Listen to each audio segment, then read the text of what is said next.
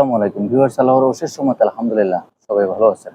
দেখেন, ইতালির ভিসা আমাদের বাংলাদেশ থেকে কিছুদিন আগেও আপনারা দেখেছেন যে হিউজ পরিমাণ অ্যাপ্লিকেশন অ্যাপ্লিকেন্ট কিন্তু সেখানে গিয়ে বিভিন্ন আন্দোলনরত অবস্থায় ছিলেন। তারা বিভিন্ন ধরনের স্লোগান দিচ্ছিলেন এবং তারা ব্যানারের মাধ্যমেও কিন্তু বিভিন্ন বিষয়গুলো তুলে ধরছিলেন। দীর্ঘদিন যাবত অপেক্ষা হওয়ার পরবর্তী পর্যায়ে এসেও কেন আমরা ভিসা পাচ্ছি না, এটা না সেটা না। তো বিভিন্নভাবে কিন্তু এম্বাসির তরফ থেকে প্রতিনিয়তই নোটিশগুলো আসতেছে, আসলে আমরা ভিসা পাচ্ছি না কেন বা আমাদেরকে ভিসা দেওয়া হচ্ছে না কেন। এম্বাসির তরফ থেকেও আপডেটগুলো এসেছে, আসলে আদৌ কি আমরা ভিসা পাবো কিনা। এর মধ্যে উল্লেখযোগ্য যে বিষয়টি না বললেই নয়, এই ভিডিওর মধ্যে আপনাদেরকে পরিষ্কারভাবে বলতে চাই যে এম্বাসির তরফ থেকে যে আপডেটগুলো দেওয়া হয়েছে, অনেক হিউজ পরিমাণ পাসপোর্ট বাংলাদেশিদের জন্য জমা হয়ে আছে, যার কারণে কিন্তু ভিসা পাওয়ার ক্ষেত্রে কিন্তু বিশাল বড় একটি সমস্যার সৃষ্টি হচ্ছে। আপনি যদি একটু লক্ষ্য করেন, ২০২৩ সাল, ২০২৪ সাল, বর্তমান বছর বা বর্তমান সময়ে এসেও কিন্তু বিভিন্ন ধরনের সমস্যাগুলো সৃষ্টি হয়ে রয়েছে, যে ভিসা পাবে কি পাবে না সে বিষয়ে একটি সন্দেহ রয়ে যায়। এম্বাসির তরফ থেকে যে আপডেটগুলো আমরা দেখতে পেয়েছি, তারা কিন্তু প্রতিনিয়ত চেষ্টা করে যাচ্ছে এম্বাসির তরফ থেকে বিএফএস গ্লোবাল পর্যন্ত। তাছাড়া আমাদের দেশের মধ্যেও কিন্তু অন্তর্বর্তীকালীন সরকার রয়েছে, সেই অনুসারেও কিন্তু একটা ঝাই ঝামেলা রয়েছে প্রত্যেকটি কাজে বা প্রত্যেকটি এম্বাসির কাজের মধ্যে, প্রত্যেকটি বিষয়ের ক্ষেত্রে। সেই অনুসারেও কিন্তু অনেকে হতাশাগ্রস্ত আছেন। আসলে কি, যেহেতু নতুন সরকার আসছে বা আমাদের কি আসলে কার্যক্রমগুলো আদৌ কি আর হবে কিনা বা এটা না সেটা না, এই বিষয়গুলো নিয়েও কিন্তু অনেকের ভিতরে একটি জল্পনা কল্পনা রয়েছে।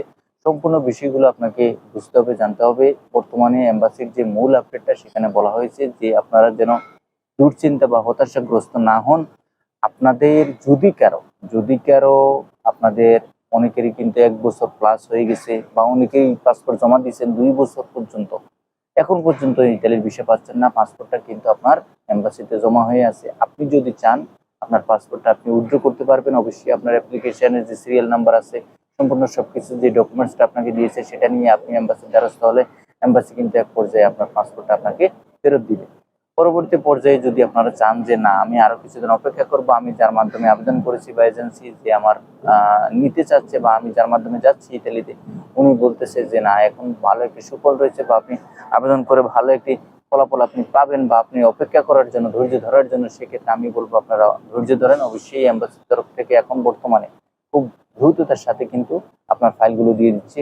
অনেকেই আছেন যে চিন্তা ভাবনা করতেছেন যে ভাই, যেহেতু আমাদেরকে ভিসা দিচ্ছে না, তাহলে আমাদের পাসপোর্টগুলো আটকিয়ে রাখতেছে কেন? একটা কমন প্রশ্ন। যেহেতু আপনার ভিসাটা দিচ্ছে না, পাসপোর্ট তো আটকিয়ে রাখার কোনো দরকার নেই। আর তাছাড়া সেটা হচ্ছে যে দীর্ঘ একটি লম্বা সময় যাবত পাসপোর্টটা রেখে দিচ্ছে। তো সেই অনুসারে আমি বলবো যে পাসপোর্ট যেহেতু আপনাদের লম্বা সময় ধরে রেখে দিয়েছে, অবশ্যই আপনার কাগজপত্র সম্পূর্ণ সবকিছু যদি অথেন্টিক হয়ে থাকে, আপনার কোম্পানি যদি অথেন্টিক হয়ে থাকে, আলহামদুলিল্লাহ আপনি ভিসা পাবেন, সেই আশাটা করা যায়। এমনটা না, আপনারা যদি একটু লক্ষ্য করি, প্রতিদিনই কিন্তু কাগজপত্র বা ভিসা অ্যাপ্লিকেশন ডেলিভারি দেওয়া হচ্ছে এবং অনেকেই কিন্তু ভিসা পাচ্ছে, অনেকেই ভিসা পাচ্ছে না।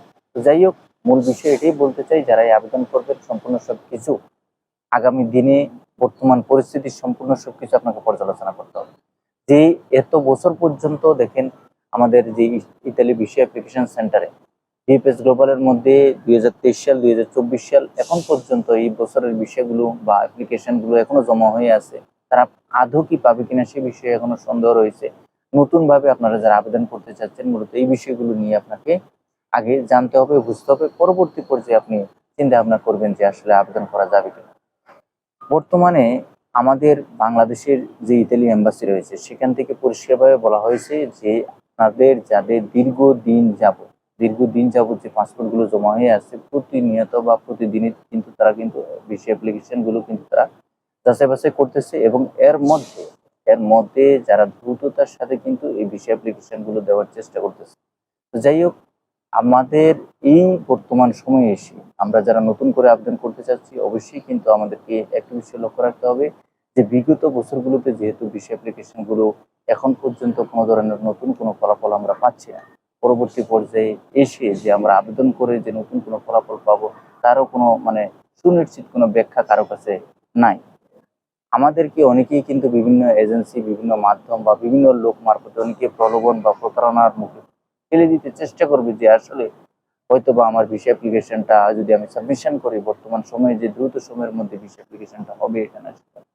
আমি আপনাদেরকে বলবো যে দ্রুত সময়ের ভিতরে কোনো ধরনের অ্যাপ্লিকেশন আপনারা সাবমিশন করে আপনারা ভিসা পাওয়ার সম্ভাবনা একবারেই কম। সুতরাং আপনারা যারা আবেদন করবেন আপনাদেরকে বর্তমান পরিস্থিতি, অতীতের পরিস্থিতি সম্পূর্ণ সবকিছু বিবেচনা করে, পর্যালোচনা করে পরবর্তীতে সামনে অগ্রসর হতে হবে। সবাই ভালো থাকবেন, সুস্থ থাকবেন। আগামীতে নতুন কোনো আপডেট নিয়ে খুব শীঘ্রই আপনাদের সামনে উপস্থিত হবো। আল্লাহ হাফেজ।